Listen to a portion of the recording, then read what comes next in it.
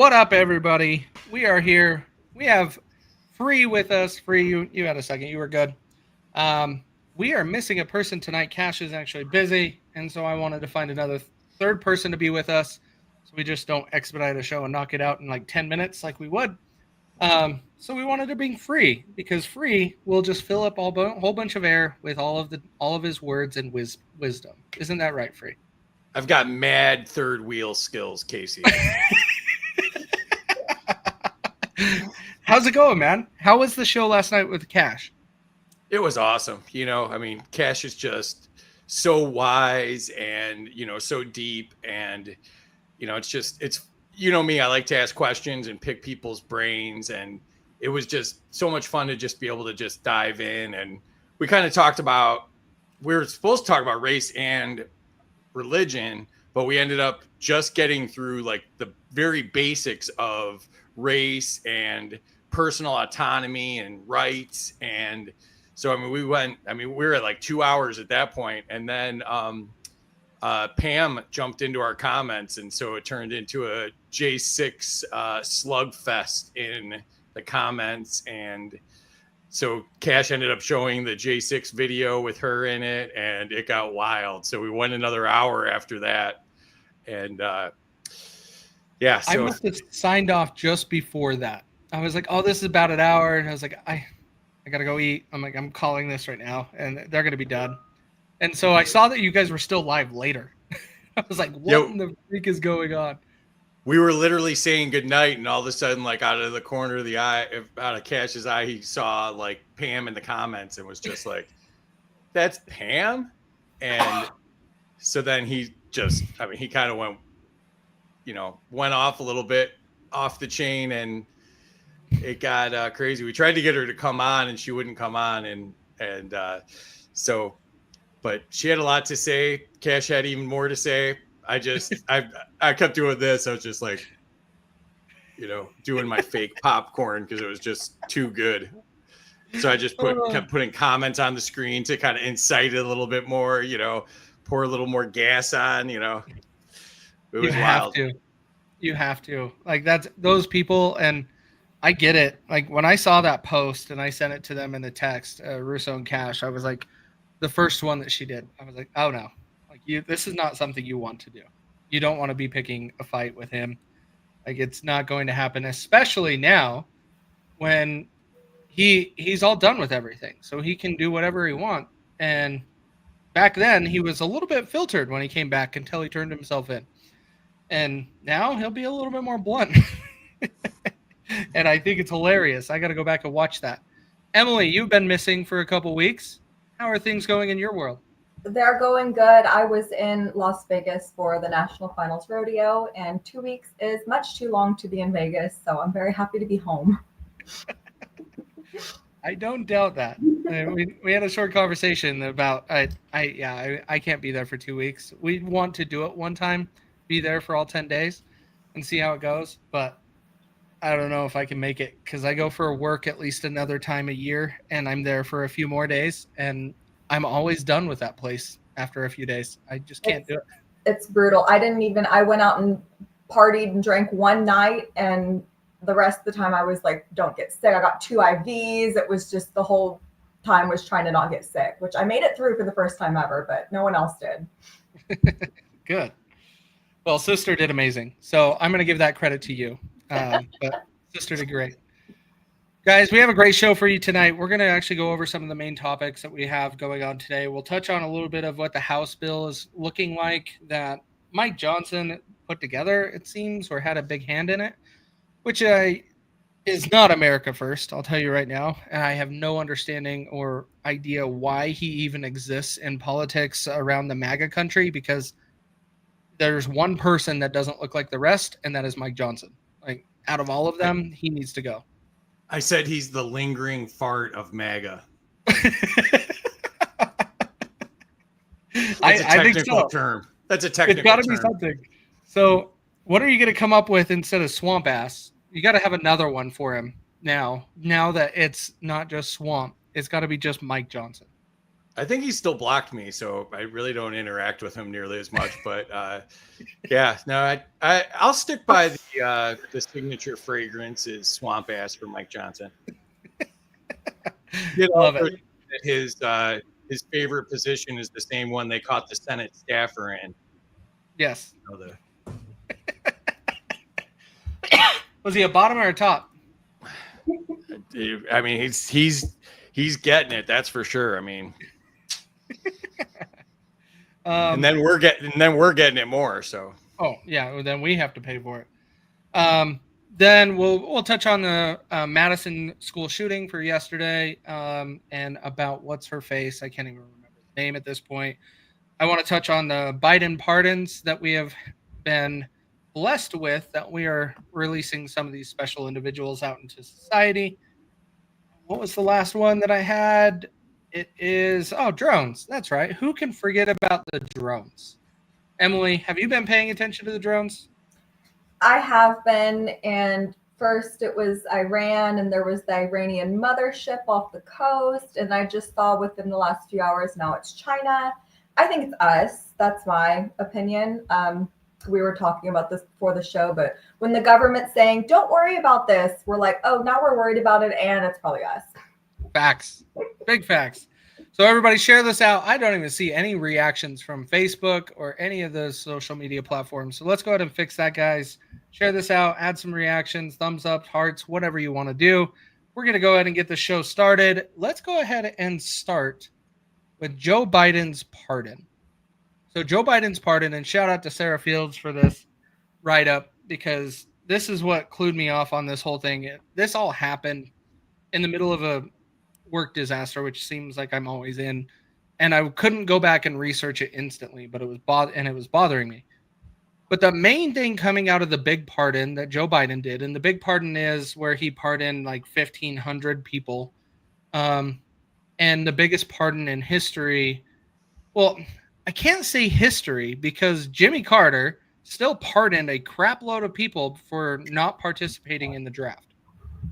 And that was an astronomical number. It was like 20,000 people were pardoned.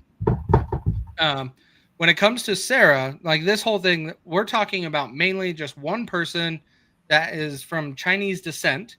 His name is Shanlin Jin, Jin, and he was arrested in January 2021, and he pled guilty to possessing 47,000 child porn images.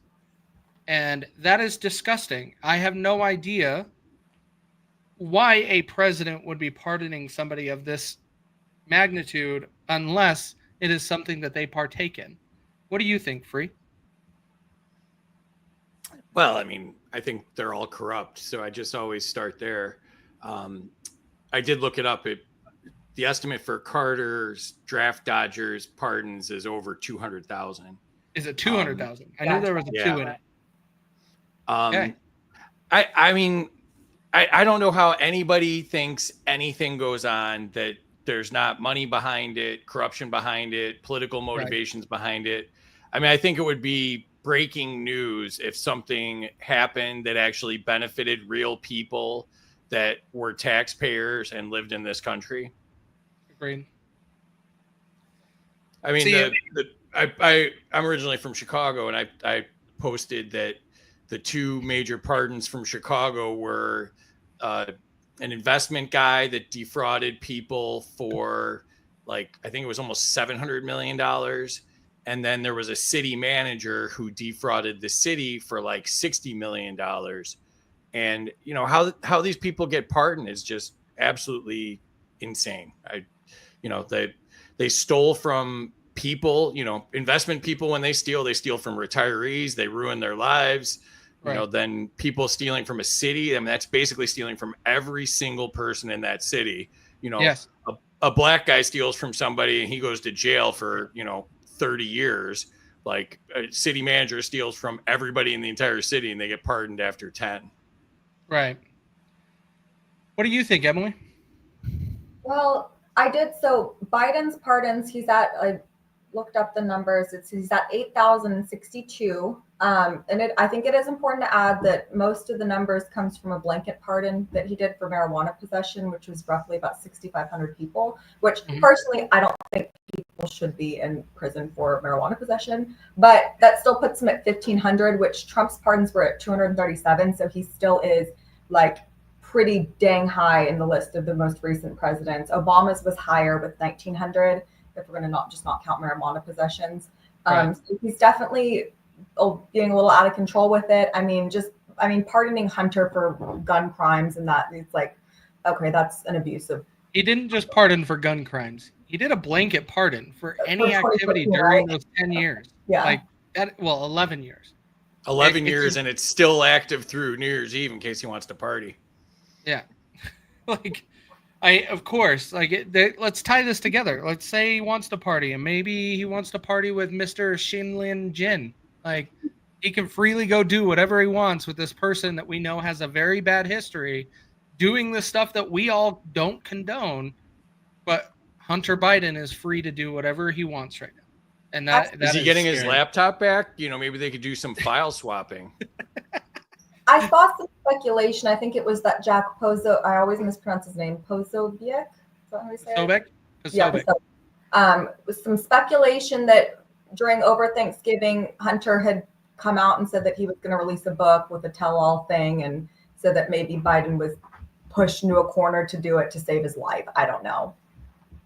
Regardless, it really is an abuse of power, especially with Biden saying during the election, "I will not pardon. No one's above the law," and then Hunter Biden's above the law.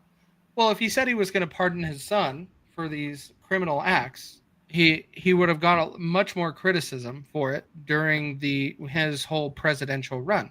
Mm-hmm. So of course he can't admit to it, right? And so he has to say no. And this is your typical politician, guys. Just because I'm saying this about Joe Biden doesn't mean it doesn't apply to Mitch McConnell or Lindsey Graham or any of these other people too. It happens on both sides of the aisle. Like, these people are bad. They want to get what they want. They want to get away with what they want. And they are all friends together. That's one of the biggest problems with this entire thing. But the numbers I pulled up here, and the reason why I pulled this up is because this is a common picture going around the internet. Everybody's saying Joe Biden pardoned 8,062 people. He may have, but the very narrow focus on this is saying that Joe Biden has pardoned more people than everybody else in presidential history, when it's not true. Because Jimmy Carter did pardon a significant amount of people, and that's not in this chart. So if we're going to pick and choose what numbers get counted, that makes this chart null and void. I really don't like this chart now. When I first saw it, I was like, oh, that's interesting. I'm not surprised. I'm like, wait a minute. Why is one person so low? I think if you got it off of X, it's now a community note has been added saying, well, this isn't accurate because, the blanket pardon of the marijuana possession, but then it said, and it's also missing Jimmy Carter's 200,000 pardons for the draft evaders. So it's not truly correct. Community notes for the save there, because that was one thing that was bothering me is I'm like, guys, this is not real. Like, you think about history. We know what Jimmy Carter did, and I don't blame him for doing it. Honestly, I don't. But for you to go around and say no other president has done that, you are now misleading everybody. We can't be doing that. However, Free, I'm curious what your perspective is, because I struggle with this because it's a swipe of a pen from a single person that has a lot of power. Where do you fall on this pardon? Do you think that is something that a president should do? Well, have the power to do, I should say. To me, that, as my buddy Joe Hanush would say, that onion has a lot of layers. When there's unjust laws, I like that this happens, but there shouldn't be unjust laws. So, I'd pardon the hell out of everybody. But my numbers would be off that chart. It'd look like the national debt. Because I think, 90% of people that are in jail are in there for nonviolent offenses. The justice system is just whack. But, I wouldn't be pardoning Chinese pedophiles, I'll tell you that. And I'm about, as anarchist as you'll ever find, and even I think that guy should be in jail. But, I also wanted to say, too, that the Trump number, keep in mind with that, that he knew he was running again. So his number is going to be artificially low because Fair. you don't do the crazy pardons unless you know you're not running again. So that's more lame duck, or if you're 110 years old like Biden. Yep. Emily, do you have a certain opinion on a president having the ability to pardon people? I mean, to me, it's difficult and it's a slippery slope because I mean, I think you brought up the great point that any president can justify his pardons. So, I mean, our side could say, oh, yeah, no, a lot of the January 6ers should be pardoned because walking through the Capitol really doesn't constitute a crime, in my opinion. Also, my opinion that marijuana possession doesn't constitute a crime and should be locked up in federal prison. But I mean, somebody else could, argue just completely against. So I don't know. I think it's just a case by case basis.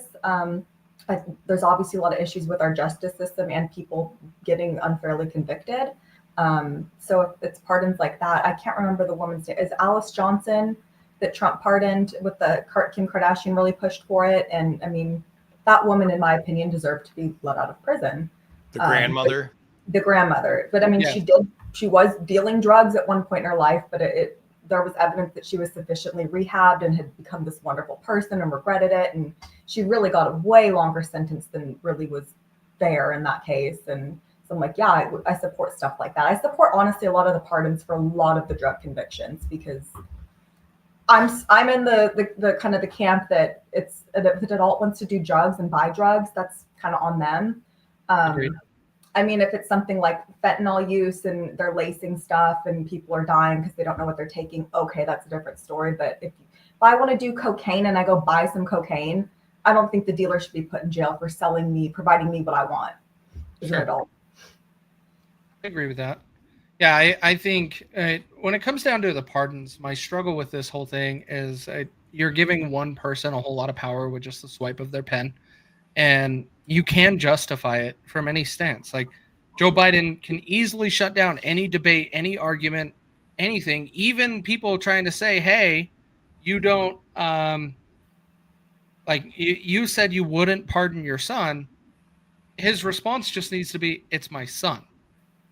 Like, I get it. I don't like it. I really hate it because I think Hunter Biden and Joe Biden were doing some illegal things. And I think the only opportunity that we had was where we had Hunter Hunter in the last few months.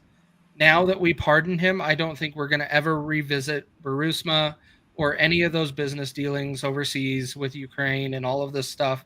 And just happened to be when Joe Biden becomes president, that country that they were doing a lot of business dealings in happens to go to war, and we send a crap load of money to that country. Really odd, and I want some investigation into it. But now that this happened, I know it's not going to happen. It's just going to be, let's let it go, let's move on. But the pardons that he is still issuing is a concern, like you mentioned, for a lame duck president. Like I mentioned this before, that's what we all need to be scared about. Is Joe Biden for these next 60 days, now just over a month? What is he going to do? He can do a lot of things, and it's a dangerous place for a president that has no repercussions in what they do. I don't like the executive orders. I don't like a single swipe of a pen to be able to put things in place. It gives one person too much power. You guys disagree have any opinions on that? Ronnie said exactly what I was going to say in the comments, where the irony of the whole situation is a lot of those people that were in jail for the drugs were there because of Biden's crime bill, whenever that was, 93, 94. 94 crime bill, yeah. The 94 crime bill, So it's like, so I'm for sure in favor of pardons in that case, because that bill is terrible and it's put more, I don't mean to keep beating the black drum, and we talked about it last night, but I mean, that bill literally has put in more black people in jail than any other thing in the history of our country. So, I mean, I would be doing a blanket pardon for all of that as well. But, the laws are bad. If we had laws, I don't like mandatory minimum sentencing. I don't like 3 strikes stuff. I don't like any of that stuff. A crime is a crime. If you do, something, it should have one punishment. It shouldn't be based on the color of your skin or your economic No. situation or how nice you dressed when you went up to court. It should be a binary exchange of you did this, you get that. Letters of recommendation shouldn't matter. The judge shouldn't matter. There should be one crime, there's a law that goes with a crime. So therefore, you do what the law says, or you're not executing your job as a judge, right? So, and again, I say that as somebody that thinks drugs should be legal and guns should be legal, and I think you should be able to own a tank and smoke a joint while you're driving it if you want, but so I'm not a big crime person, but if there are the laws, I'd give the pardons and, do what the laws say for the judges. Sure. I think the biggest issue, and I mean, both sides are guilty of this, no matter who's president, but waiting until after the election and then going on your little pardoning spree. It's like, well, if it was fair and just and, you should have done it the whole time, why wait until the election and then now, we're going to pardon everybody now. It's like, well, maybe you should have been doing this from day one if it was really what you believed in, the true and just. So that to me is also very, fishy. And it's like when they're sneaking in pedophiles to, pardon, it's like, okay, well. Yeah, I think that's one of the biggest things that I struggle with it is that when it comes down to just one person having that power and being able to do it when they want. I would like to see, I know this is asking too much of our government, but I definitely would like to see some restrictions on the last 60 days of their presidency when it's changing hands, that there's some restrictions in place, because if someone wants to do evil, they really could. And I don't trust Congress to get involved and overturn it, because Congress can't. Congress could have overturned the pardon. They could have all gone in, got 2/3 of the vote, overrode the president, and just shut everything down. That's what you can do as Congress. But we can't get 2/3 of Congress to agree on anything. You could barely get over majority for some of these bills to pass. So we're never going to be able to override a president. It will never happen anymore. And it sucks because our checks and balances that we used to put in place are starting to fall apart. And it's a slippery slope. Like you mentioned earlier, like, where do we go? How do we handle this? Like, it's weird. Do you guys anticipate any more pardons in the next 30 days? I think, yeah. I don't know what, but. What do you I think thousands. I think we've just seen a drop in the bucket. And I don't think Biden's doing any of them. Has Biden even spoke since he pardoned Hunter? Yeah. Has he? I mean, he's a vegetable, right? So, I mean, he wasn't the president. He wasn't the president already, and he's for sure not the president now. So, we all know that the Chinese interest in our government, I think he has nothing to do with this. I'm probably as closely aligned to this as he is at this point. Agreed. Yeah, he doesn't know who's getting pardoned. Yeah. I'm looking. There was a recent speech, and he had a fumble through it, and it was a hilarious one. And I was going to pull that up for you. All right, I can't. Yeah, I mean, he has no idea what's going on, and not one bit. That's one thing I'm sold on. Is there's no way he signed that pardon. There's no way he willingly dropped out of the political race. He didn't do that. He was pushed, and then he signed it because Jill finally said, "Go sign this. We're gonna agree. We're gonna move on." That's my opinion on it. I just don't understand how you can go with all of these lies of saying I'm not dropping out, I'm not doing this, and I'm not doing this, and then turn around and 180. I think it's so funny. Like, it just seems to me like they can't make a correct decision.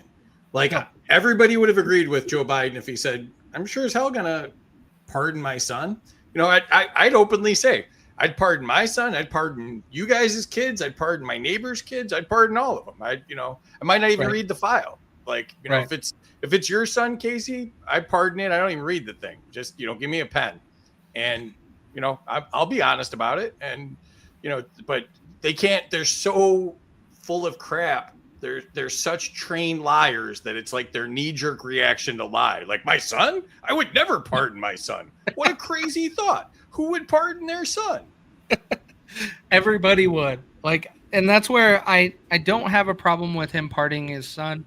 I have a problem with him lying to all of America this entire time, saying he would never do it. He's going to trust trust the judicial system, but as soon as he bows out of the race and the Democrats don't win the election, nope, I don't trust anything anymore. So that tells me the judicial system and everything we have in place will play based upon and make decisions based upon the people in power and the puppets that are pulling the strings. That's where we're at right now, and that's a scary place to be in this country. Any thoughts or comments on that, Emily?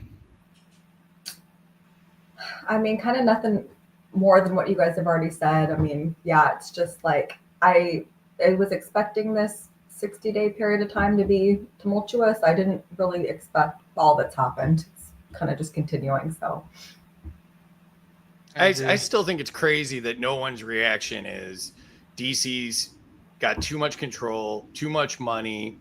There's going to be greed and corruption. There's nothing we can do about the greed and corruption. We need to decentralize everything, bring it back to the lowest level possible, and take over control again. People are just like, oh, well, Trump won't do it. Like, it doesn't matter. The guy after Trump might do it, or the guy that's president when you're kids are our age will do it, or the guy that's president when your grandkids are our age might do it. Like, the problem's not going away, and it's only getting worse. Like, what problem hasn't gotten worse? You know, every single thing we're talking about, like, I can't even imagine like Reagan pardoning a pedophile, or a diddler image person or whatever. Like, I just can't even imagine that happening. And like, now it's like they don't even blink. They're just like, oh yeah, I signed all that stuff. Absolutely. Yeah. Barely makes the news. Exactly. Yeah. And David, I do apologize. I need to acknowledge that there are Canadians in the chat that do follow us and watch. And yes, you are in a much worse situation, but I do have to say the talks of Trudeau stepping down sounds fantastic right now. We're going to just see what happens with that. I'm watching it. I'm excited. It looks like a lot of the corruption in your guys' government is resigning. So we're going to see how this goes over the next year. But I hope everything goes well for Canadians, because you guys have gone through the ringer with Trudeau. All right, let's jump in. I think my trade offer is still on the table, by the way. I wanted to trade California to Canada for Alberta. I feel like that's a good trade. I'm all for that. I feel that's a good trade. Alberta. I could get along with that. Speaking of lame ducks, like, Trudeau's on his way out. We throw him a few bucks. We get Alberta. They get California. We can still go vacation in California. Sorry, Mike Decentralize and Ian and all my buddies out there. Everybody living in California. I'll trade California for the nice people of Alberta and the oil any day. Yeah. I'm actually open to that. I'm open to that. Hell, let's throw in Oregon too, but we'll keep Washington. That's my Oilers will win the Stanley Cup again because, they won't have to deal with the crazy Canadian taxes on athletes. I mean, there's so many good outcomes of this. Well, Canadians can't play hockey. Only Americans can. So we're just going to start that feud right now.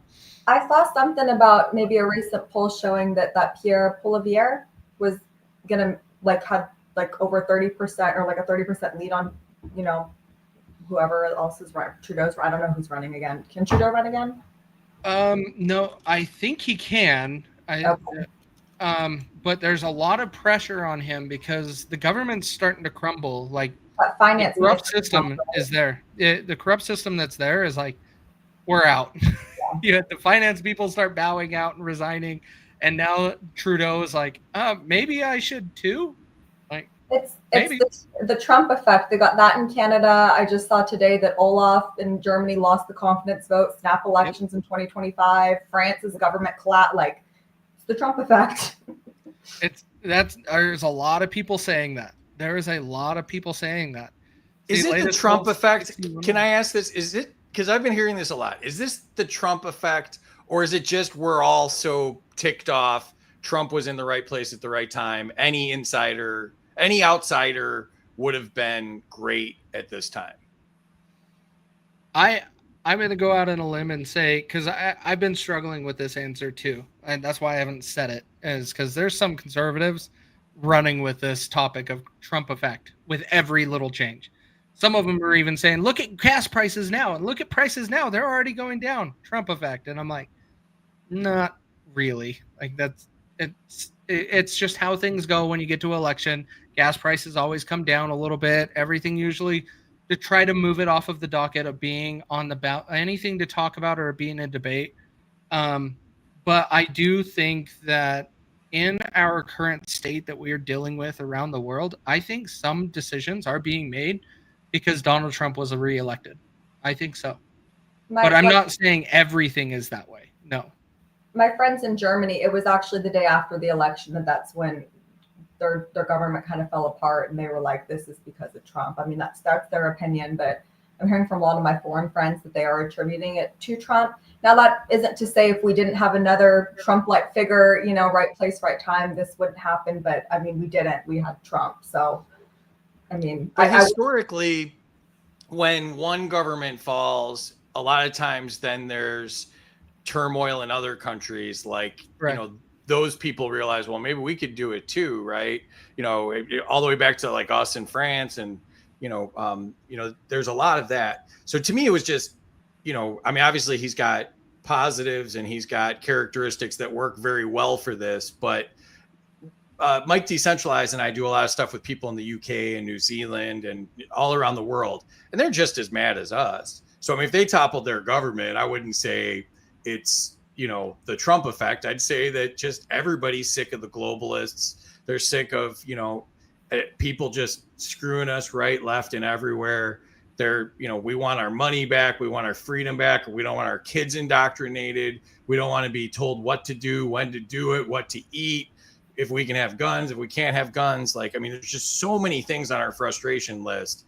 I think Trump, just was really good at harnessing that and kind of riding that wave. But I think, there's a lot of people that would have been really good in this spot as well. I just don't know. I mean, I just feel like the rest of the world does look to the US, and I'm not sure if all those, I mean, these people, in other countries have been very upset with the way most of their countries are going. I just don't know if they would have felt empowered enough to enact change, and the politicians would have felt nervous enough to let it happen if Kamala had won. No, that's fair.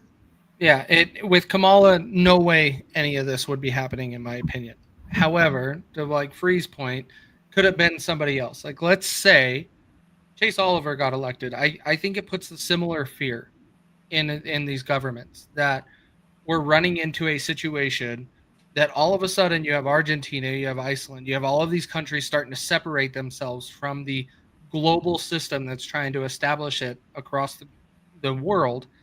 And now they're starting to lose confidence that they actually have this stranglehold on everything. That's where I do believe that we lead the charge in making those decisions so other countries can start looking at themselves and be a little bit fearful or encouraged in the future. But the Trump effect is just because Trump was just reelected, and they're going to name that because it's just right here, right now. If it was somebody else that had the same agenda or same charisma, I think it would have a similar effect. I think it would. I think I don't know a ton about European politics, but because of the immigration stuff and the taxation stuff, and you see the farmer protests and all that stuff, every time I see European election news, it's always this far right extremist group got way more votes than we thought they were going to. This is going on all over the world.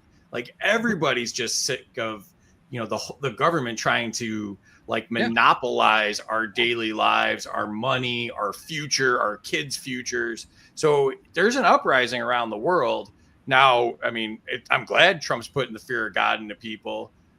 Yeah, it was. Right. Yeah, the unemployment line cares.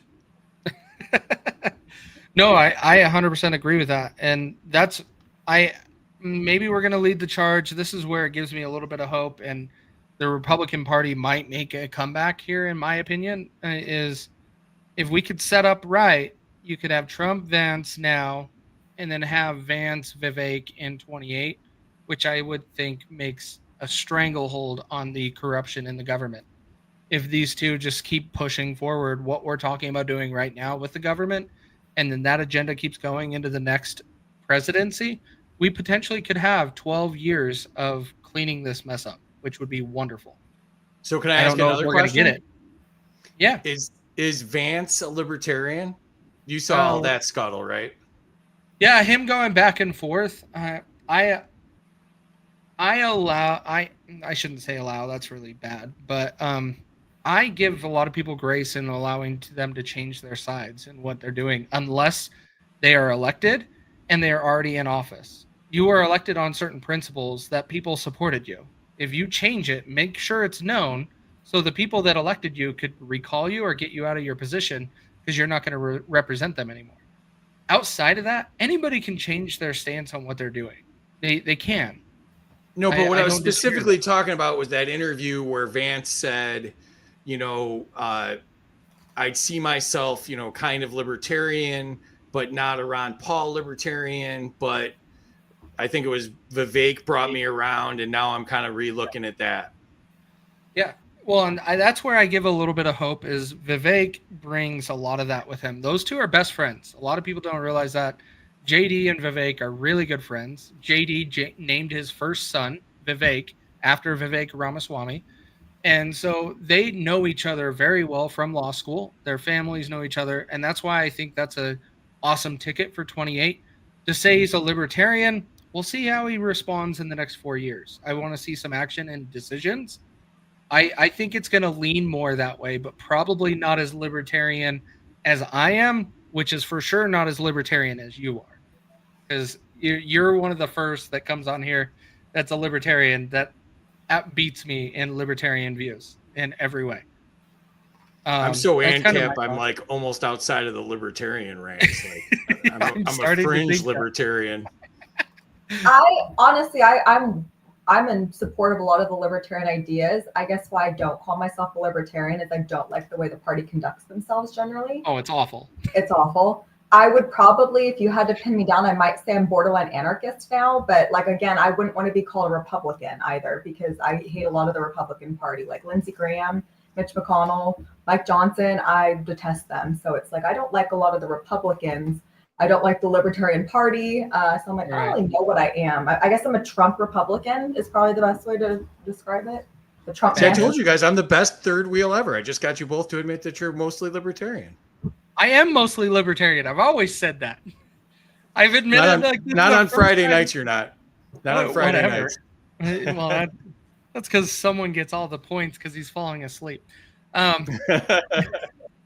No, have you seen the game show, Emily? We do the game show. You aren't a real libertarian, where I just tell people they're not a libertarian. Yeah, I give just a rundown of it. This is a good. I spend 2 hours telling Casey he's not a libertarian for my own amusement, basically. But I ask questions and then I tell people why they're wrong, and I take away points, and the audience can take away points. So at one point, like I think everybody was like negative 1,000 plus at one point on last Saturday when we had it. I think we're doing it again Friday, but yeah, even libertarians are too status for me for sure. 100%. Yeah. But yeah, so I call people statists. I put people in timeout. It's pretty funny. He plays the government, which is he does well because it's also his personality. Just to be like, deal with it. I don't care. That's your problem. Yeah. I'm not the host. I'm the government. So what I say goes. The rules don't have to make sense. The scoring doesn't have to add up right. I just do whatever I want and threaten to throw people in jail and take away their kids. You can pardon them too. Yeah, I think we need to implement that. Yeah, we got to add that. We have. Yeah, I got like a whole bunch of weird things I do where you can reallocate someone else's answer or redistribute their answer. You can put a tariff on someone else's answer. So the pardon would go in there really well too. Yeah, we can also veto, which I regret not utilizing last weekend when I should have.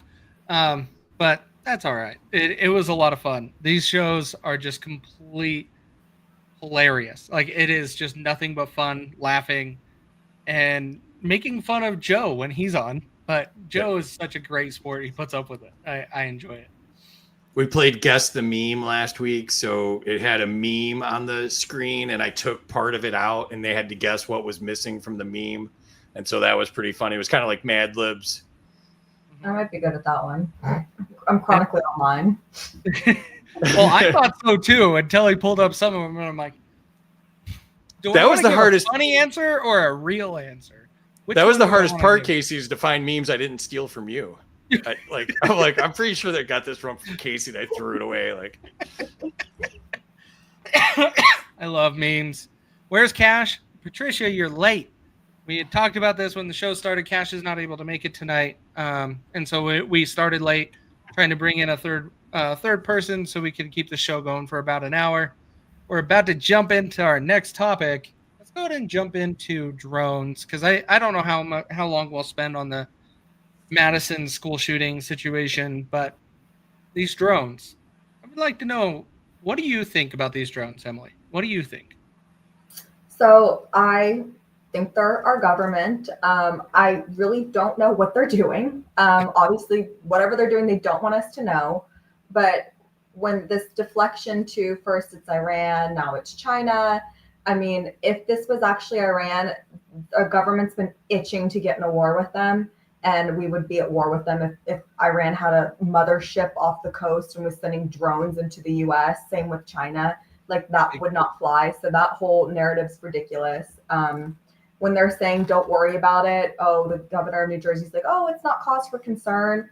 I'm like, okay, yeah, it's definitely the government. But I also think a lot of the drones that people are claiming to see are probably like airplanes. I think people are freaked out right now. So like anything they see flying in the sky, they're like, it's a drone, it's a drone. So I think, I mean, not that doesn't cause for concern, like what they're doing. I'm not super interested in the whole thing, to be honest. I mean, I don't know. I just feel like there's other stuff at play here. I'm like, it's our government doing stuff, shady stuff, and they're hiding it from us. I'm like, what else is new? Yeah, I agree. Free, what do you think about this? The whole drone stuff? I mean, I think it's scary. Obviously, if you go back to the balloons and, obviously spying's been going on hardcore since God knows when. I mean, probably back to the origins of our country, the Revolutionary War, but the Cold War, it obviously got a lot hotter. And now we've made so many enemies around the world. Who knows what's going on with all of that. But I also, I'm a big freedom advocate, and I'm pretty much for whatever you want to do. But at the same time, I'm worried about this drone stuff that, they're going to use it for surveillance and stuff like that. So I think you should be able to shoot them out of the sky if you want. Yeah. Government surveilling us. I mean, that's obviously an issue, and that's kind of what I'm thinking they're doing, or training or something. Yeah. When it comes to this whole thing, we talked about a little bit of this backstage. I was ignoring this topic for the good first couple weeks. I was like, none of the videos made any sense. None of the pictures made any sense. I'm like, these kind of look like planes. They kind of look like random things. There's no proof of where these are being recorded from. I'm just not getting into it. I'm going to leave it.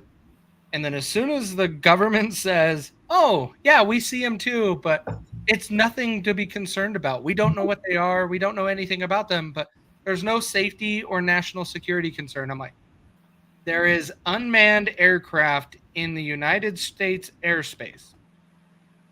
We have to be concerned with that. Like, there are these things. Like, why are we ignoring it? There has to be some attention on it. And so then now I get paying attention to it. And in watching it, the thing that's so weird about it is now we have there's people saying they're in Texas. Mutual friend, Russo's girlfriend, was even making comments on social media about it. And I see it now also in other states. Like here in Utah, there were some videos that I'm like, I can't even make these videos out because they look like they're recorded on a cell phone from 2004. Like, how is this video any proof of anything?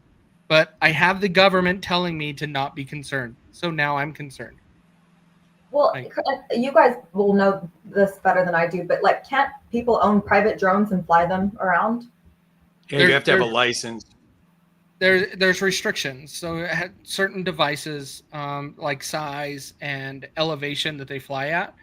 I have a drone. I use my drone all the time, and I love it. But I can't go over. I want to say it's like 1,500 feet in the air.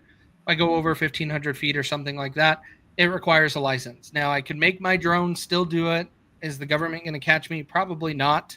unless I was to go into a space that they know about. For example, I live next to a military base. And if I was to do that and fly into that military base via the sky, I guarantee you my drone's not going to be in the sky for long. They're going to take care of it.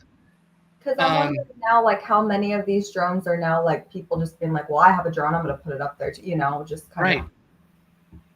Well, that's what I want to do. I'm going to go fly my drone and just see who panics. Like, see who posts in Salt Lake Valley for Utah and be like, who's going to complain about a drone in the southwest corner? Yeah.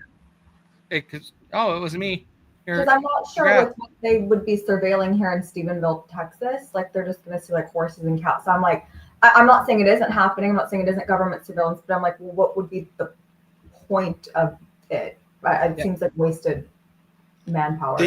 They do it for everything. Like, we had the 2 hurricanes back to back, and there's drones all over the place surveying damage, looking at roofs, like all that type of stuff. It's easier to fly a drone over a house and check out the roof than it is to climb up there and walk across it. You can video it, you can store it for later, all that kind of stuff. They use it. We had that 10-foot surge. And so a bunch of like really big boats, like all got stacked like on top of each other, and they're using cranes to pull them apart. And they're still doing it now, even though that was months ago. And, there was a drone out there a couple of times that I saw that they were flying over and surveying all the damage and probably trying to figure out how to get those apart. Right. Yeah, but those drones are not flying at a high elevation. Those are going to stay under that restricted limit. I can go get a license, pay $26 to the government, pass a basic flying test of answering some questions, and then I can fly it in some other places with a license. I thought you had to get an FAA license for any drone. No. I guess that could be in some states, but majority of the states, if you just fly under a certain elevation, you'll be fine, and you won't get in trouble. Now, there's still restricted airspaces. Like, I live next to a military base. If they're doing exercises in the summer, I notice sometimes I cannot take my drone and have it lift off. It won't take off for me. And then occasionally, if I go back into the city down there's Airport 2, which also shuts down airspaces. So there's restrictions that come with it. Now, there's ways around it. You can build your own drones because you can buy your own parts, build it, do it all. It's honestly not that difficult. And then it doesn't apply to those restrictions. But do as you see fit, because then you got to deal with the government and not buying their $26 license to get their approval. Most Canadian comment ever. My neighbor flies his drone to check the cows when it's cold. It's awesome. I don't know if that's mostly Canadian, because sometimes I guarantee you people in Texas would want to do that when it gets cold down there. Like, they don't want to go outside. I was going to say, all of my Canadian rodeo friends are from Alberta, and they're basically like Texans, like ice Texans. Yeah, when I watched Russo and the people he interacted with and talked with him during the big freeze, what was it, 2 years ago, that Dallas was completely frozen over and couldn't even work. They didn't even have power. Yeah, they were done, and I'm like, it's 30 degrees. Like, I live in Utah. I'll go out in shorts. That's all right. 1 inch of ice or even a half an inch of ice, we're shutting down the roads. People can't drive on it. It's like panic. Yeah. Well, one thing is, though, I do not question is cowboys and ranchers taking care of their animals. They still do it no matter what. They'll be out there. I cuss them, but yeah, we'll be out there. So when it comes to drones, we're all at Free. Do you think it's the government? What do you think it is? Which one? I mean, they're everywhere. They're being reported lots of places. I'm thinking it's all the government, the U.S. government, all of it. Well, did you see I don't know if the word rumor is right, but that there's a nuclear warhead that went missing from the Ukraine, and that's one of the ones that was on the East Coast. Was that the one? Was that what's his name from DeLong from Blink 182? Is he the one that was talking about it? Somebody was talking about it, but I've seen it several places. But yeah, I mean, I think they're always around. I think that they're around more now. I don't know. The conspiracy theorist in me always thinks like do they want us to see them because there's something else going on? You know, Right. similar to like how there always seems to be a school problem when they're about to screw us in Congress, or, you know, it just Agreed. seems like there's always distractions from the distractions, and who knows? No, I agree. When it comes to the government, I just don't see that the government is much of a problem here. Well, as a, I don't. I think these drones are our drones from the United States government. I think they're trying to do something to distract us from something else that is going to happen or is going on right now. So we keep talking about the drones. Um, I, when, as Emily mentioned, first it was an Iranian mothership just off the East Coast. Now it's being said that it's a Chinese drones, and that's what they're doing. That's possible. Our stupid ass president let a stupid balloon float Whole country. all the way across our country, all the way out to the East Coast from the West Coast, and then shoot it down. Like, you are an idiot. So I wouldn't put it past any of our government right now to do anything like it. It's very similar to the pardon. We have a lame duck president. Stupid crap is going to happen. That's my stance on it. You guys have anything else to add to it? FAA says that if it weighs more than 0.55 pounds, you have to register it. That makes sense. No. Yeah, And it's 400 feet too, I believe. Is it 400? Okay. That's what I put in my article. The fun conspiracy theory that I'm not saying I buy, but that every time that there's threats of nuclear war, crafts are seen, and is it aliens making sure we don't nuke the planet? That's a fun one. I don't know. Could be. I could get along with that one. Aliens actually care about us citizens on this planet, and why is the question. Maybe because they live inside the earth. That's. I think this is what the conspiracy theory says. I'm off. I mean, I don't know. Or is it that they're farming us? Is that one of the other? I think it's our government. The second the government starts gaslight, like the COVID vaccines. I didn't care early on. I was like, maybe I'll get one. And then they started gaslighting us to get them. Then I'm like, oh, wait a second. Same thing with the drones. Didn't care. Gaslighting starts. Okay. All right. There's something going on. What were you going to say, Bree? How many drones do you think are in the air at, 2:00 on a given day? I mean, I would guess not many. No. Oh, I would guess thousands. I bet more drones fly at night, because you look at photographers, they want to do it right as the sun is setting or the sun is rising, and then in the dark to be able to get pictures and photographs that you don't normally get or can get. I would see that there would be more during the night. I'm saying there's, many business applications for them. Like, 100% there is. Now I forget the gentleman's name, but my Canadian friend who I'm trading Canada for, David, David saying that they're checking the cows with it. I mean, I know I've read about, vineyards checking the vines with them, and, checking roads and checking ski hills and checking, all these things that used to take days and days on ATVs and, in the wintertime, take, snowshoes or whatever. Like, now they can do all of that work in a fraction of the time with a drone. I mean, I would guess that every state's got 1,000 up at most points during the business day. Yeah, I could bet like 1,000. I could see that, but I definitely would see that there would be more at night.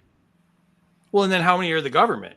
Some of them are the government, they're DOT, or they're probably, those shifty pains in the butt are probably, giving away, giving people tickets with them. And, when I was in Chicago and they told me I had to paint my garage, I wouldn't be surprised if that was a drone narc cam, that busted me on the paint peeling on my garage of my, 60-year-old home. I just think they're, and then there's the nefarious ones where, Biden can't tell the truth. The FBI director can't tell the truth. God knows the CIA ain't telling us the truth. So,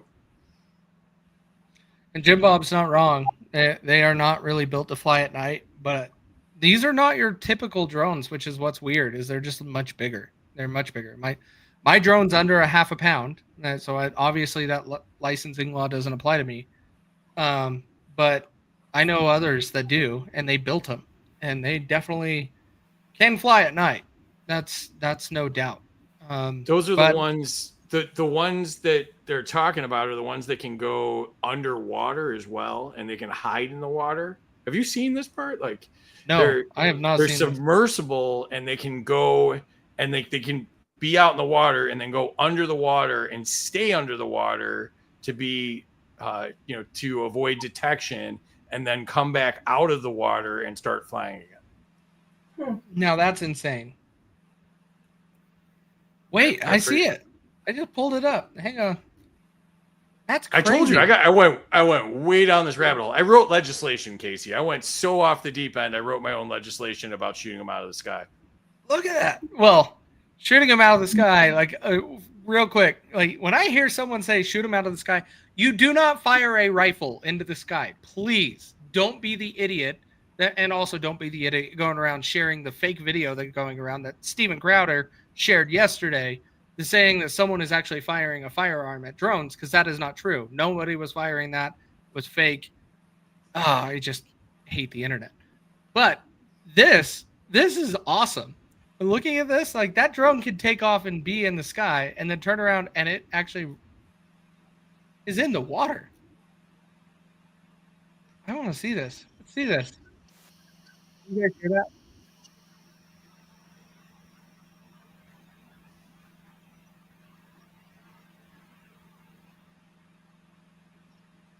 Propellers flip around? Hell yeah. I am so down. I want one. But this is like a hobby one. I mean, the ones I'm talking about are the ones that were like the size of a compact car. Like, I mean, they were huge. But this proves it's possible. I don't care. Yeah. You can take this and just 10 times it and design the same thing, and it will do the same thing. It's kind of like the 2024 version of the car that the guy has down here that he can drive into the water. Yes. Well, there's a lot of people that do that. Like a lot of car guys would love to have their car and a boat all in one. They would love it. But I think these drones is just a complete distraction. It's coming up with some funny memes. Like some of the memes around Chris Christie was hilarious. And so I think it's hilarious. Is there a whole lot to be worried about? No, not in my mind. I think it's more of a distraction and things like that. And David, you're not wrong, actually. I may have to get one so I can go and catch some salmon here in Utah. Well, are you not worried about them, or are you not any more worried about them than you were a couple weeks ago? No, I'm not. I'm not worried about them at all. It's the government. The government's going to do what they want, and I just have to be able to respond. I can't stop the government doing what they're doing. You're not worried about government surveillance and all that? I don't think it's that far. Go ahead, Emma. I think if it was government surveillance, they wouldn't be making it so public and like talking about it and making it so like everybody's seeing them. That just leads me to believe it's more of a distraction than they're actually trying to do surveillance. I think if they were trying to do surveillance, they would try to be a little bit more discreet about it. I mean, in my opinion. Yeah. Yeah, it could be for government surveillance. I don't like it. Now, if I catch one around my house trying to peep through my windows, I'll deal with that appropriately. But there's not much I can do about a drone flying, what is it, probably 2,000 feet into the air. Because these ones they're low, but they're low for a flying aircraft for most people. And that's what's causing the concern. But are they Iranian or are they Chinese? I don't believe so. I think it's the U.S. government doing something, and we just have to keep our head on a swivel and be ready for if it is something malicious. I doubt that it is. There's no way you don't think there's not one Chinese drone over here. Oh, there is. I'm sure. Yeah. I don't disagree with that. And let me say, when I'm worried about it, I'm worried about any sort of big brother, government surveillance, whatever it is. Jim Bob is one funny dude. He's hilarious. I said the other day he's my new favorite person on my favorite new person on X. He's hilarious. But yeah, I mean, I'm worried about any sort of government surveillance. High-tech government surveillance worries me a little bit more than, Gomer It already Pyle walking around with binoculars. agreed. Emily, are you Or am I concerned thinking with of the Barney Fife? surveillance? Barney Fife. That's where I was going with that. I mean, as far as my list of concerns, this is honestly going to be low. I'm not saying I'm not concerned, but I just feel like there's bigger issues like Chinese spying. Well, I'm more concerned about China buying farmland next to our military bases than I am at the possibility that they have a drone Right. flying around here or the spy balloon that flew over our country. So I don't think it's foreign governments flying drones personally. I think that would probably be I mean, I don't know. Maybe it wouldn't be addressed and still have the spy balloon fly over. I don't think it's Iran, but I kind of don't think it's China either. Again, as far as there's a lot more things I'm more concerned about than this currently, just how publicized. But that's kind of like the perfect example, right? The farmland and the drones are, there's overlap between the two of them. I'm concerned about both. Are they, my number one concern is that, probably about 500 members of, Congress are corrupt. But so, I mean, that's my number one concern. And, the president's corrupt. So, but, I've got, other concerns beside that. I'm like, if you put me in charge, there's a lot of stuff I'd want to get rid of, basically. And I don't want to be in charge either. So I just anytime they start saying blaming foreign governments for stuff, I just don't buy it at all anymore because it's it's always Russia or it's always China, now it's Iran. I'm like, right. I just don't buy it anymore when they're coming out and when there's lawmakers coming out and saying, oh, it's China, oh, it's Iran. I'm like, oh, well, you guys want to go to war with both of them, so you would have incentives to say that. Right. Yeah, when it comes to, like, I guess I take my concerns and say I'm not concerned with it to where I say we have to be taking action. I don't like government surveillance. I hate the Patriot Act, but that's more intrusive into my privacy than these drones in the air. And so I if I had to pick my battles on which ones I would be choosing, the drone is really low on the list. There's a lot of other things I need to worry about right now, but please just don't be shooting your rifle into the sky or your handgun, because the only thing you're going to do is potentially hurt somebody. What comes up, that's yes. Can't make any promises, Casey. Not making any promises, buddy. Use a net instead of a bullet. Use a net. Can't shoot a net. Can't shoot a net? Well, you can. You can shoot. Yeah, you can. Yeah, you can. Patriot Act. That's one. Not that high. Patriot Act still gets me riled up because I have gone to 35 countries and had no issues with their security. I just flew back from Vegas, got another bag check, or I get a random shoe check, or I get this and that every single time. Yeah, they went through my beard when I was coming back from Vegas. They went like literally through my beard. Really? Yeah. And you haven't had so much longer. I turned to the guy and I go, "Luscious, isn't it?" There's still a shirt that I have to make. Hang on. I need to make this shirt and then put it on our store so we have it, but mostly because I want it. Because this is what I think of when I go through an airport. Like every time I see people getting pulled in for a pat down, I'm just like, really? Thanks, TSA. I always you're useless. Pat down, yeah. That's the Lonely Planet thing, right? Yes. All right, let's jump into our last topic. We'll knock this out in the next few minutes, and then we'll call it good from here. We're just over an hour. But last topic we're talking about is the Madison, Wisconsin shooter. So there's a lot of things that are confusing about this one situation. And Emily mentioned it. Like, is this person, are they trans? Are they biological woman? Like, what is it? It's seeming that they are biologically a woman. It was falsely claimed at the beginning that they are trans. But the part that I have with this is that shirt. Does anybody recognize that shirt? KMFDM. Huh? KMFDM. Okay. What's that shirt from? Industrial music. Okay. Who wore this shirt historically in the past? That is very well known. I'd like to take Columbine for $500, Alex. There you go. Columbine. Oh. This is the shirt that the Columbine shooter, one of them or both of them were wearing. No, Eric Harris, I believe. Was it one of Could them? you just say for the record that was not a setup and that I actually knew that off the top of my head? And, No, and I it was wasn't even not. looking at the screen when you asked what the shirt was. I'm impressed because I didn't even notice the shirt or know anything about it. Yeah. That's where as soon as I saw this come out, like the Columbine shooting has been something ever since the school shootings have been coming on and getting all of the media. I've been paying closer and closer attention, but I went back and looked at Columbine, and that's when I saw the shirt. I was like, wait a minute, I know what this shirt is. I think so. And I went and Googled it and pulled it up, and turns out it's accurate.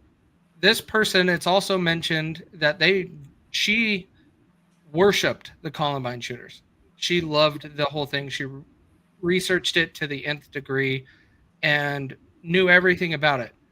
This is where, like I mentioned to you guys earlier, where in the hell is the parents? Like the parents should have actually been clued into this a long time ago. The other thing on the record, just to make sure everybody's known, this was not an AR-15 that was utilized in the shooting. It was a handgun. So anybody trying to say ban assault weapons doesn't know what they're talking about. They're pushing their own agenda. But with this shooting, we do have the manifesto that was put out. Shout out to this person. I can't say their name. They have everything. They exposed it all. Going back and checking it, they've been in contact with her boyfriend that from a long distance relationship, got a whole bunch of stuff on this situation of the shooter of Natalie Samantha. What's the last name? Anyways, I can't remember. Rupnow? I don't know how you say that. But that is the person that did it. The issues that I see here is a lot of it is parenting and being engaged with your children and what they're doing. If I saw my child walking around with a shirt like this, I'd be like, hey, why are you wearing that shirt? Is the question I would ask. Yeah. Why? Because it's not common today. What about if they were in a 9-inch nail shirt? I would still ask them because I would want to understand where the desire is coming from with that is all. Not that it's bad, but if they say that it's something from this person or Columbine that it would raise red flags, right? But as a parent, you should be prepped to ask questions like that. I mean, KMFDM's been around since like the 80s, and they have like 25 albums. I mean, shout out to Wax Tracks in Chicago.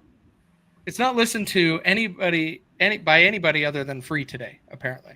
Well, I will say I've never heard of this band. I do know I'm familiar with Nine Inch Nails. I'm not like a fan of that like genre of music, but I know Nine Inch Nails. I don't know this band, and I just like quickly Googled it, and the first thing that's popping up is the connection with Columbine. So correct. Well, right, but who else is connected to Columbine? Marilyn Manson, right? I mean, just because you're connected to something, that doesn't really mean, that really has nothing to do with it. I mean, it gets co-opted for, the purposes of the media and whatever. But like, I mean, this is to me a KMFDM shirt. Like, I mean, they weren't even considered like hardcore back in the day. So it's like, to me, the funny thing is the internet rumor pre-internet, the fanzine rumor was that KMFDM stood for Kill MFN Depeche Mode. And, interesting.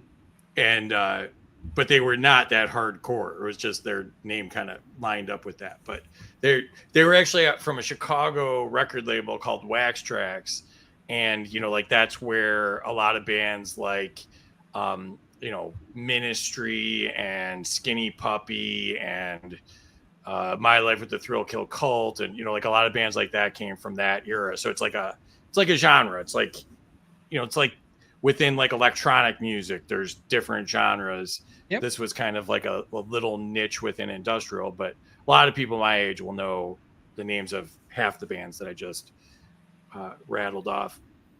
Yeah, I agree with you. I understand what you're saying. The thing is, though, like, my kids, I would know what mainstream music sounds like that most people are listening to today, because I listen to practically all genres of music. And if I was to see one of my boys wearing a shirt like this, I'd be like, hey, well, Nice shirt. Why are you wearing it? Like, what is that?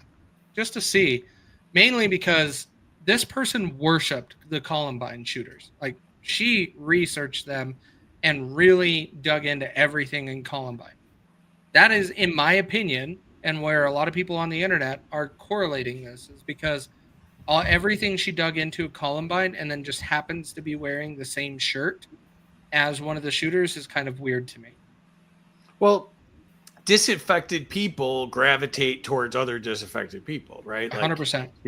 Hitler comes up all the time when you're talking about these things, and the leftists are obsessed with these communist revolutionaries, like Che Guevara or whatever his name is, and people like that.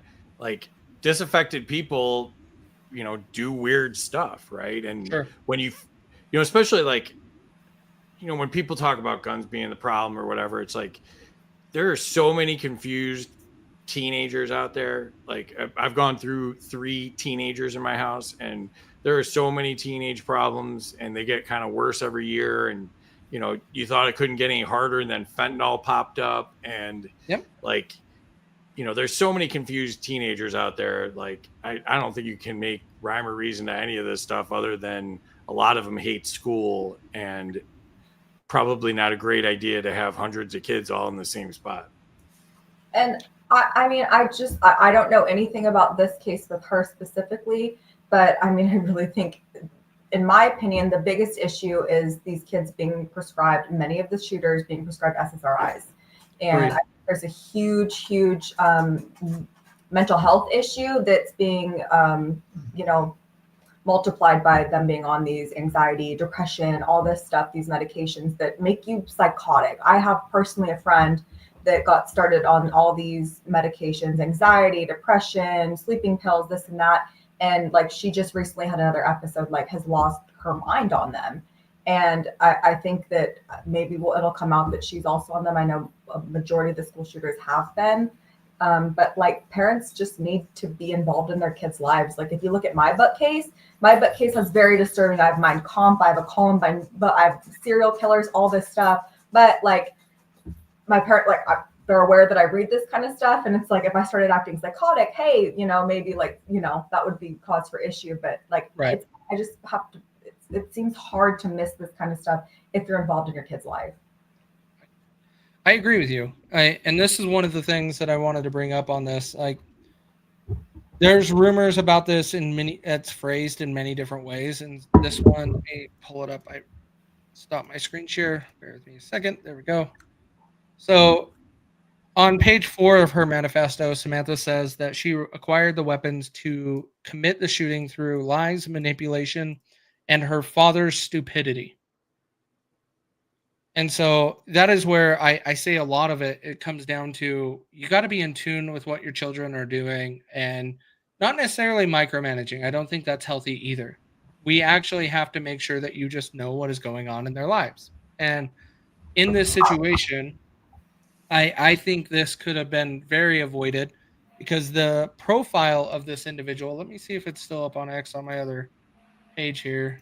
But the profile that was posted that they're saying was the shooter must have admitted that they were going to be doing this days ago, because they made a post with a video of text messages that said, hey, I just wanted to say something. I won't be around much more than an hour, or something like that. I'll see if I can find it real quick and not derail everything. But it's concerning when I see videos like that, and the account has been set up for like a week, and this person, that none of it got caught. And so when we talk about censorship and the internet and all of these things, literally there is a video out there on the internet that said they're not going to be alive anymore.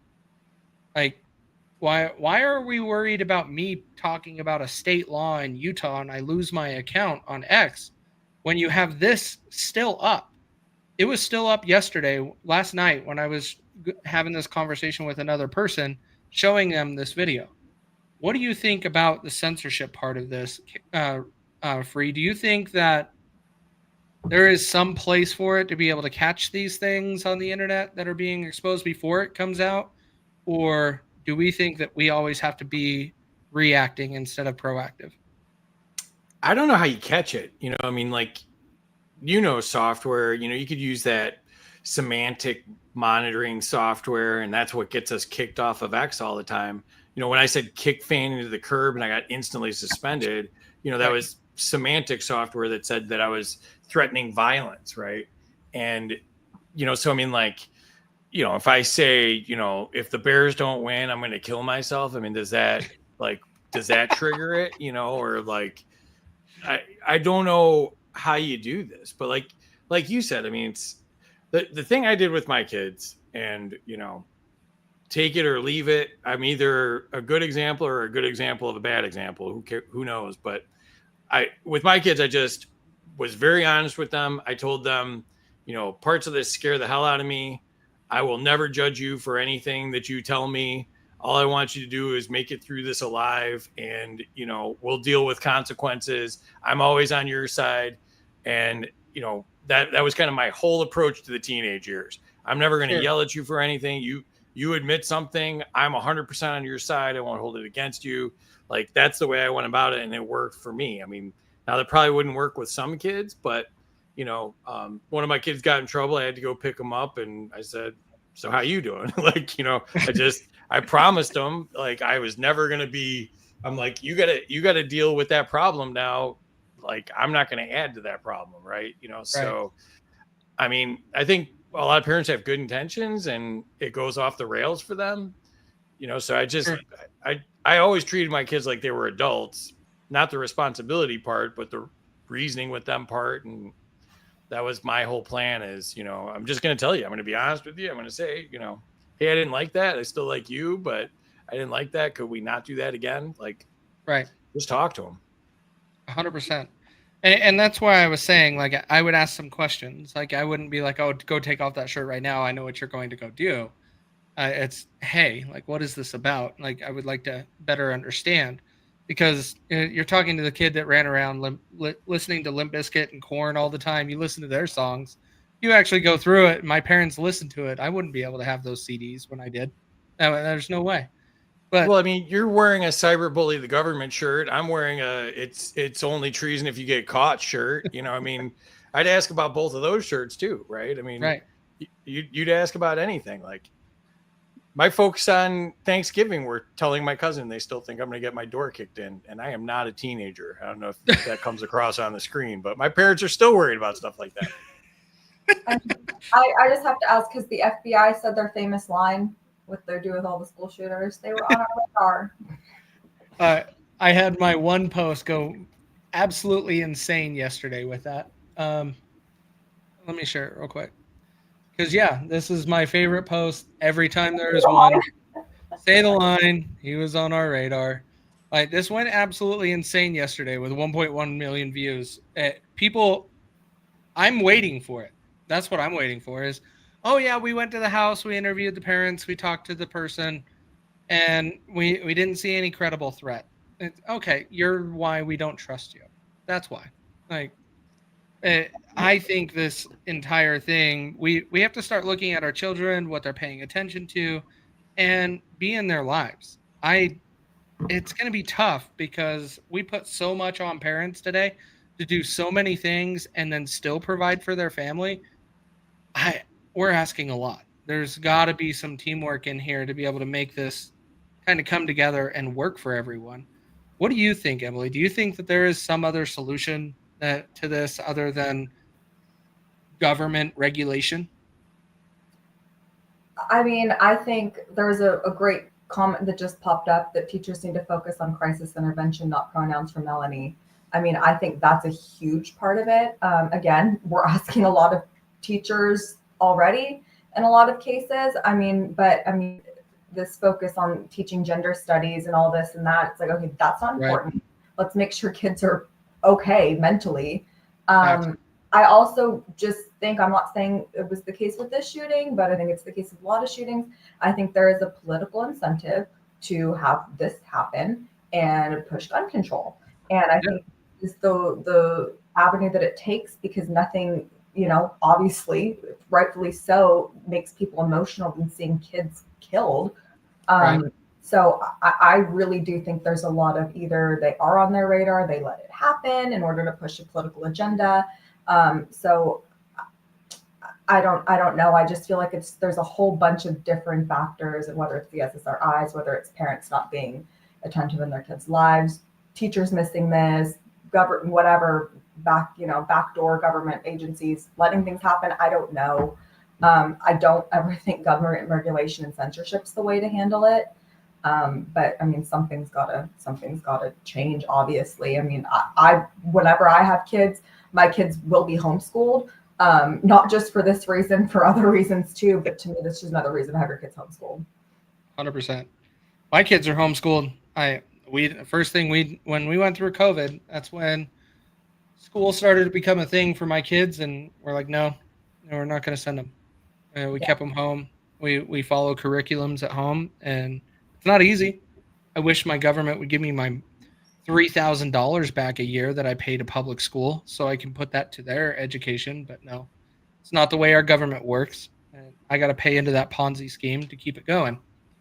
But ultimately, I think where we're all saying is be in tune with your kids' lives and understand what they're doing. Like, you don't have to be overbearing, but you can still understand what they're involved in, what shirts they're wearing, why is that, so we can make sure that we're protecting our children. I think that is the key to rebuilding this nation. What do you guys think? Somebody said in the comments that, at her granddaughter's junior high school, it was cool to have mental issues. The whole internet's filled with people that are bragging about their mental issues, and people do stuff for attention. Like everything is kind of over the top in 2024. Yep. The internet amplifies stuff, technology amplifies stuff, money amplifies stuff, the government amplifies stuff. Everything's over the top. Like, that's why you just got to tell your kids, like, it looks like the world's this way, but like, you got to realize that this is what the world really looks like. And, don't get lost in this part of your life. Keep everything off, everything ahead of you in focus, and go with that. Like, I mean, I've even had, like people say, like the crying liberals or whatever. Like, Casey, me, like I've had two MAGA guys go off of me that were my friends that were like basically crying. And I'm like, dude, I mean, what are your panties in a bunch? I actually just saw one of them in the comments a couple minutes ago, but, a bunch of people are like whiny people nowadays. Like, I think we're all soft. Well, I'm Gen X. I used to walk to school, man. I think the issue is that we've created this culture where we have glorified minorities and we've glorified the small groups. I myself am a minority, but I've never made it a big part of my personality. But when you create this culture where, we're celebrating the gays, we're celebrating the minorities, you have just kids that don't feel special making up their own reasons to fit into a group. It was something like, a white girl's, really boring with no personality, and all of a sudden she's autistic and non-binary and all this stuff. It's like people want to feel special, and they fit in, whether it's transgender, whether it's mental issues, they fall into these trends trying to find some individuality. And I don't think it manifests in healthy ways 9 times out of 10. The government overcorrects on all of this stuff. So the government says, I want to solve this problem, but I don't really care what this problem is. And I want to go golfing with the donors that are giving my kid $1 million in the Ukraine. And so here's how I'm going to solve this problem. We're going to ban free speech. We'll ban free speech. That will solve this problem. Right. And next time, if that doesn't work, we'll ban guns. And then we'll make everybody use pronouns, or we'll change all the curriculums at the school where you don't learn anything anymore, but, we indoctrinate you. Like, the government doesn't care. And like, people keep thinking the government's going to solve these problems. I've been getting my butt kicked about, RFK banning the oils and stuff like that. I don't want the government to ban anything. I can read a damn label. You don't need to read the damn label for me. Everything you touch goes to shit, government. Stay the hell out of my life. Like, we'll end up eating crickets because of RFK now. Like, we got rid of the cricket guy. Like, don't make us eat crickets. I don't think it's going to quite go that far, but I get where you're saying, because you give the government an inch, they're going to take a mile. So we put in these people, we start banning some things. The next cabinet comes in, they want to take it a little bit farther, do a little bit more in the same categories. That's just always what happens. I get it, I do, but the part that I am not completely against is when we know in these other countries these things have been banned for a very specific reason for health of the society. I I could let that go. But as soon as it starts overreaching, then we're going to have some problems, which we are kind of asking for, which is what you're talking about, Free. But government caused these problems. The reason there's high Did they? fructose corn syrup, the reason there's high fructose corn syrup in food is because of corn subsidies. It's not because we all said, you know what I got the taste for? High fructose corn syrup. High fructose corn syrup is cheaper than sugar because of corn subsidies. The government caused this problem. And then we're like, you know what we're going to do? We're still going to have the corn subsidies, but we're going to ban high fructose corn syrup. And so now the food cost is going to go up because we don't make as much sugar as we used to because of high fructose corn syrup. Like they screw up like literally everything. Like if they had a pizza party, we'd have one piece of pizza for 330 million people. Do you have any comments on that, Emily? I just think at the heart of all of this, the government is literally salivating to take away the Second Amendment and ban guns, because once they ban guns, then they can ban free speech. I mean, look at all the other countries where, what do they do first? They take the guns away. What do they do next? They take away your free speech because you don't have guns to fight back. So anytime I'm seeing something like this, I'm like, it's going to be this push to take away guns. When Luigi Mangione, who, by the way, I don't think is any relation to me, but it is not a common last name, so maybe he's my cousin. When he shoots a CEO, you don't see any push for, we need gun regulation, we need gun laws. But then when this happens, then all of a sudden this happens the next week, and oh gosh, we need gun control again, and no one should own guns, and blah blah blah. So I just think that's what they want to do. They want to take away our guns, and they will not stop trying. No. See, and Free, part of my agreement is it's got to take the subsidies away. My thing, like, I'm not saying me as in like I'm all high and mighty, but I have to see the subsidies go away along with those bad seed oils that we're putting in utilizing with our food, the dyes and stuff like that. All the subsidies that are tied to those things that we're banning should go too. I was very vocal about it when we started implementing ethanol into our gasoline. We did that just because we're going to decrease the price of gasoline, but we're going to just make more farmers grow corn, which doesn't provide any nutritional value to any of us. We're teaching our farmers just to grow a useless crop. That's what we're doing. Yeah, I mean, I get in trouble with my AMCAP friends whenever I talk about anything like this, but, you know, that obviously doesn't stop me. But, you know, I'm anti-taxes, so I have to say that. I think they should abolish the income tax. I think they're unconstitutional. Okay.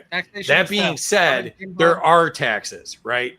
So why wouldn't we give companies a tax credit or something like that for getting rid of it before we just say we're going to ban stuff? Like banning should be the absolute last resort. I can't think of really anything off the top of my head I want to see banned.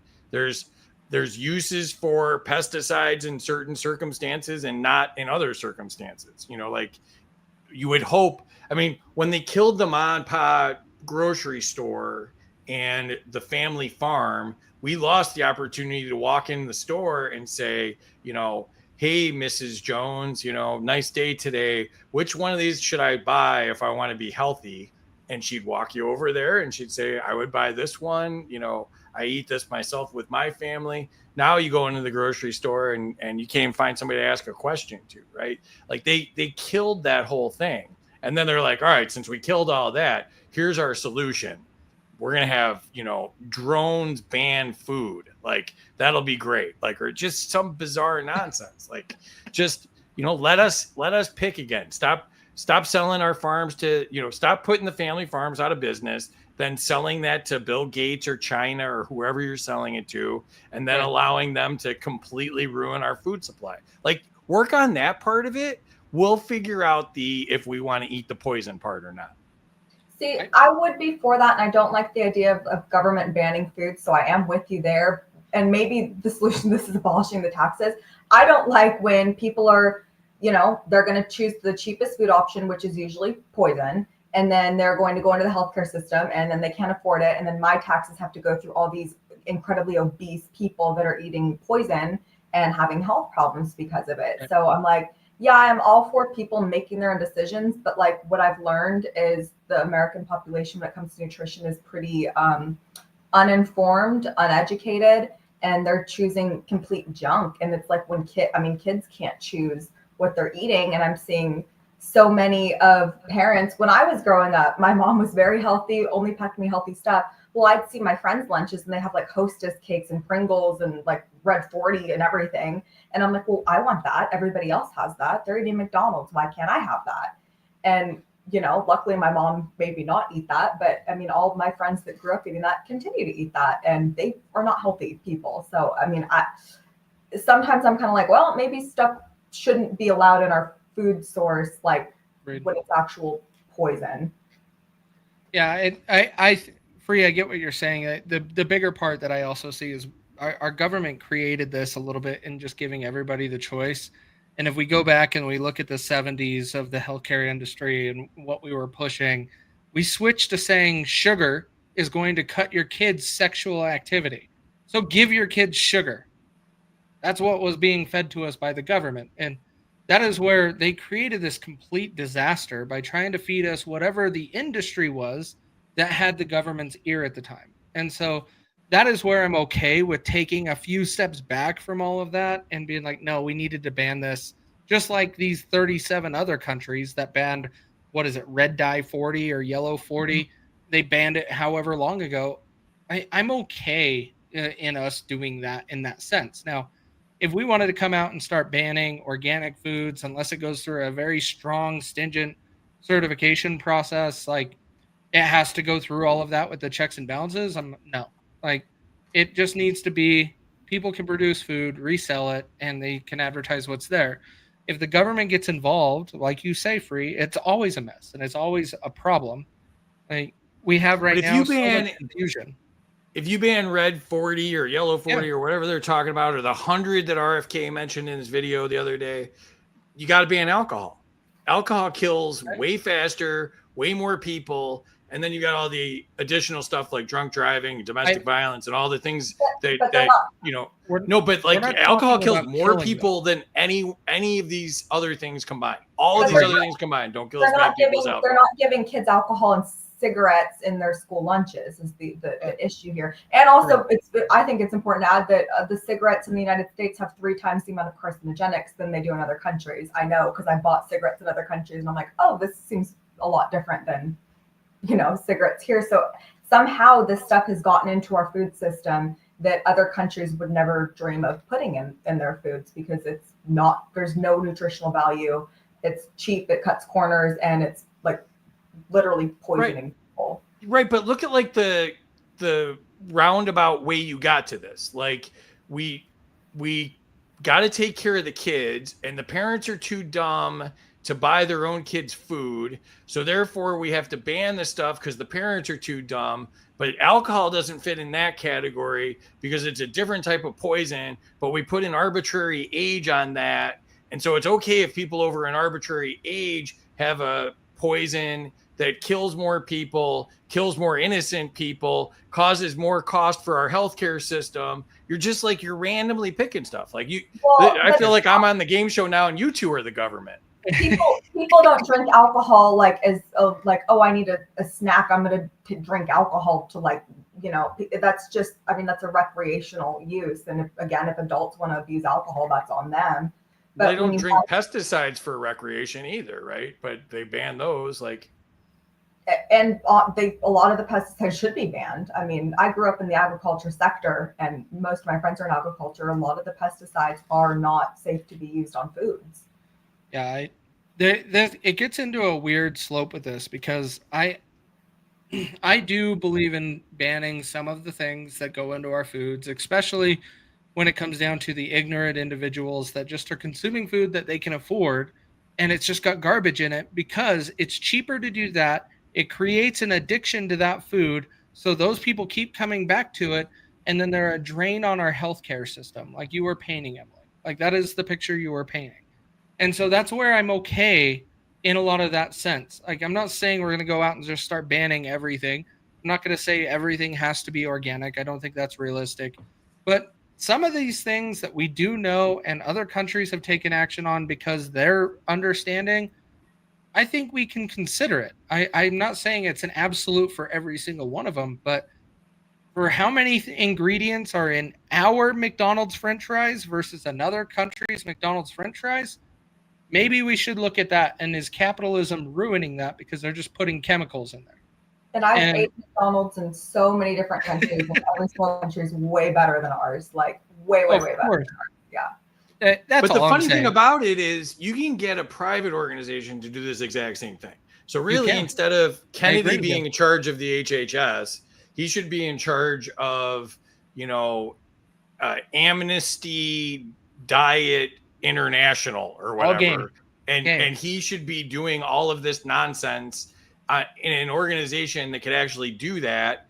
And like if he had kind of like an Alex Jones type reach with stuff like that, McDonald's would quit selling whatever crap's in their fries quicker than Target stopped selling the stuff that people didn't want Target to sell. That would happen a lot faster than the government saying, well, we have a task force and Right. We've assigned a task force and we have a conference coming up in Orlando where we're going to discuss the task force while we're golfing. And then, we'll start with red dye number 1. And then by 2029, we'll be up to red dye number 4. And, Sure. what if it's poisonous, boycott them, get the information out there. Government is never the solution unless you're trying to kill a lot of people. Right. I agree with you. And this is where it's a slippery slope. It's very similar to when people, like, especially people that know me very well, that I'm pretty strong libertarian. One of the things that comes in is they're like, okay, where do you stand with child pornography and the internet? Like that's a battle for me because it shouldn't exist. Child pornography in my world should never exist, but freedom of the internet should. And so it's a slippery slope, right? But that's why I keep coming back to saying, well, let's look at some of this data that we already have that other countries made this decision, and then we can make an informed decision on some of these items. And I think that's a good compromise. I do not want, and Binary B, this is not directed at you, but I do not want this mentality of Europe did it, we should. There's a reason why we left Great Britain and we declared our independence. We wanted to do our own thing.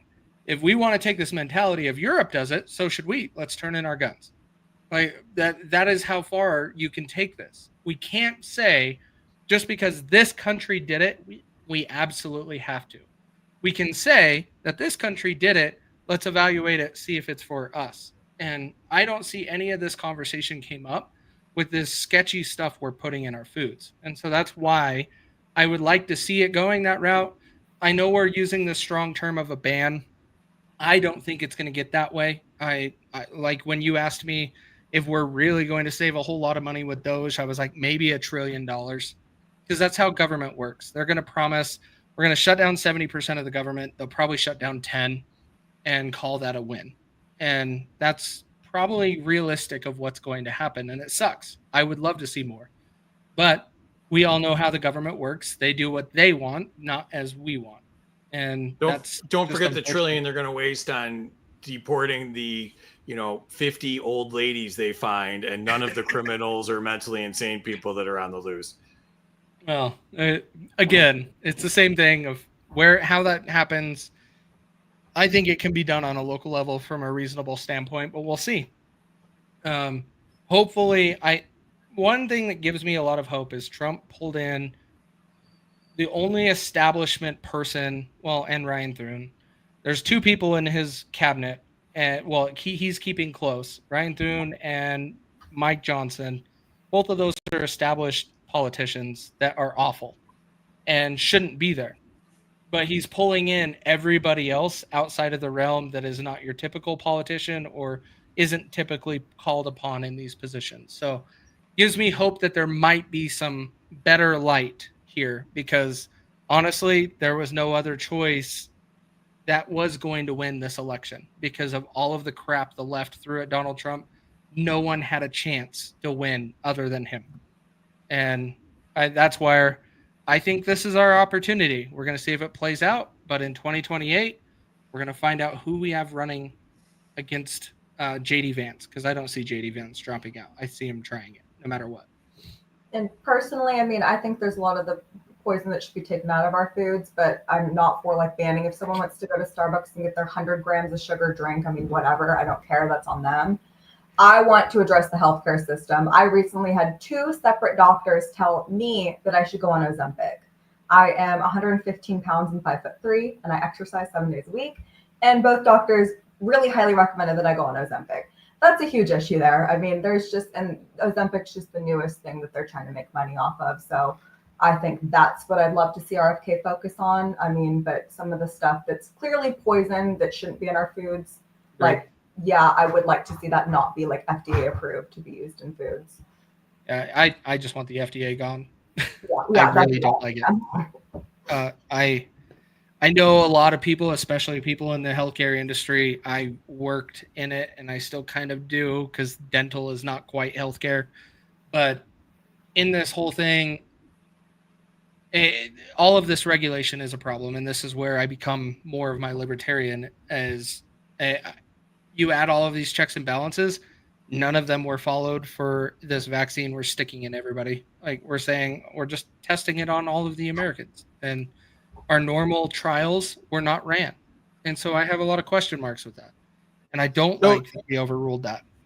But let me float a bipartisan idea out here. Just, in the spirit of unity and bringing us all together, what about if they put Kamala in charge of the FDA and let her run it into the ground? I'm so down. Put her over all alphabet agents. Great idea. That place would be like a dumpster fire by Friday. I take that back. Not the ATF, but everybody else. She can be over all the alphabet agencies, just not the ATF. Yeah. I'm game. She did a great job with the border. I say give her more responsibility. I saw something that she might be running for governor of California, and maybe we'll actually get a Republican governor in there. Dude, that would be hilarious. And I think that's going to be her legacy going forward is, hey, I just come in to allow the other party to win. That's what she's going to do. Just remember, we exist in the context of what is now, or whatever she says.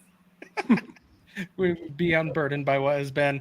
All right, well, we'll call it here, guys. We have been way over, but great context, great show. I appreciate it. Final words. Let's start with you, Free. What do you got? Did we table burning it all to the ground and starting over? Because that's really kind of my takeaway pretty much from all these conversations. I don't trust any of them. I'd like them to all go away. I'd like them to lose my phone number, my email address, my bank account number, all of their surveilling devices, drones, pretty much all of it. Shut it down, close the government down, lock the doors, change the locks, and then, a little gasoline, a little Molotov, whatever, however it gets done, just get rid of it. I'm not opposed to that. I'm really not. Emily, what do you think? What are your final words? Whenever the government starts gaslighting you, ask questions, and if all else fails, I will lead the charge for Texas to secede. There you go. Hey, Jim Bob, I still got my lighter from last night that I was using for my light. Thanks, David. We try to keep Free under wraps, but sometimes it's kind of hard. It's all good. Yeah. They gave me sugar so I wouldn't be too sexually active. Oh, Jesus. Oh, my God. Yeah, guys, everybody knows what I'm going to say. Just don't trust the government. Have an open mind, but also be respectful of other views. Like, that's one of the biggest problems we have. Free and I don't see eye to eye on a few things. We crack jokes about some of the topics him and I don't agree about, but we just respect each other. We let it be. And that is the biggest thing that I can highlight for everybody, because right now the system is trying to divide us and keep us divided so it can gain the control over the next 4 years. And we have to combat that. So everybody have a wonderful night. We will see you next Tuesday. Free, when is your next show? Do we have one Friday or Saturday? Thursday with Mike Decentralized. We're doing, how Saul Alinsky had the rules for radicals. We're doing a take on that. We're doing the new rules for radicals. where we're going over his 13 rules and how they apply in modern times. And then I don't think I told Mike this yet, but I might be adding a few of my own and mixing it up a little bit. So we're trying to educate people on how to start grassroots movements, things like food supply and surveillance and things that we want to, take control of locally and get rid of the federal overreach on. We're trying to educate people on that through localism and agorism. And, so we're covering all these topics. And this one's about grassroots organizing and how to use leftist tactics when you're not a leftist. Agreed. Yeah. And it's so awesome. I chime in as much as I can on Thursday nights. Thursday nights get super sketchy with me, but it's invigorating to actually hear multiple people talk very similar to the stuff that I've been saying is community gardens work, helping bringing people together locally and growing your own food, pushing that. And Emily, you have a lot of this in your area. Like ranching and farms are normal. Like there should be so much push for farmers markets and to be able to get all of that stuff naturally from those communities. You don't have to go to Kroger. You don't have to go to Walmart. You can go to the local farmers and subsidize them and pay them, and they reap more of the profits than those big corporations that buy from them. And so these are where I think that show is fantastic in going through, but I do think we need to trick Mike and have the game show on a Thursday night so he at least shows up. No, I think we could do that. He's losing pretty bad, so I kind of want to see if we can get his losing into 6 digits. Basically, now it's a goal. Deal. One of our friends couldn't make the first show, so I've just been giving him negative 100 points every round, and we've done 4 shows now, so he's like negative 16,000 points. So the rules make no sense because I'm the government, and but I did want to echo Casey what you said about respect each other and and talk to each other too, right? Like one of the cool things that I found on X is like if you ask questions, like people have great ideas, and I've learned a lot listening to Emily tonight. She's got way better articulated thoughts and more reasonable approaches than a lot of the stuff I say. And I'm like, wow, that makes a lot of sense. Like you just gotta like open up your ears and be willing to say like, Emily might have a better idea than me. Casey might have a better idea than me. Like I'm a big enough guy that I can own that, and like one of the cool things I heard was like one of the things I try to tell people is, making an event, right? And so like my son and I walk to the farmer's market and we buy our stuff there. And like, that's something we do every weekend. Right.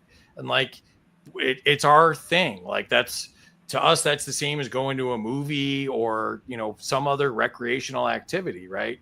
And the one that I learned on the internet though, or from Spaces was a woman was saying that she does this thing with her friends where they get local wine and they get local ingredients and they get together and they all cook together. And the theme is like, what can we make from local ingredients at this time of year or whatever? Like, that sounds awesome. Yeah, like I'd probably be very terrible at it and I don't drink, but like, it sounds like a great idea. It sounds like something a lot of people would enjoy doing. So like, you just got to listen to people and say, hey, I'm going to try that idea in my area. And it sounds fun. And like everyone's lives get better. Do it with your kids. What a great experience for kids. Do it with your friends. What a great bonding experience for friends. But just listen to each other. All right. But yeah, buy locally is a great idea. I know not everyone has the luxury of living in Texas in an agriculture community, but I mostly only eat beef and eggs, and I get my eggs from our neighbors, and we get the beef local, and it's the best quality. You're helping support the actual farmers, cutting out the middleman, and farmers markets are always a great idea. Facts. Big facts. And that's how you can stick it to the man. Like if there is one motto that I live by is how do you stick it to the man? Remove all of them, get rid of them. Like you don't need to go and do what some crazy individual recently did for a CEO, but we can actually take back control and push the culture and the society in the direction that we want. Well, thank you everybody for jumping on tonight, and we will see you guys all next week on, it is next week. We'll see if we have a next week because that is Christmas Eve. I doubt we're going to be doing a show next week. So we will see you in 2 weeks. Have a great Christmas, a Merry Christmas, and we'll see you guys all then.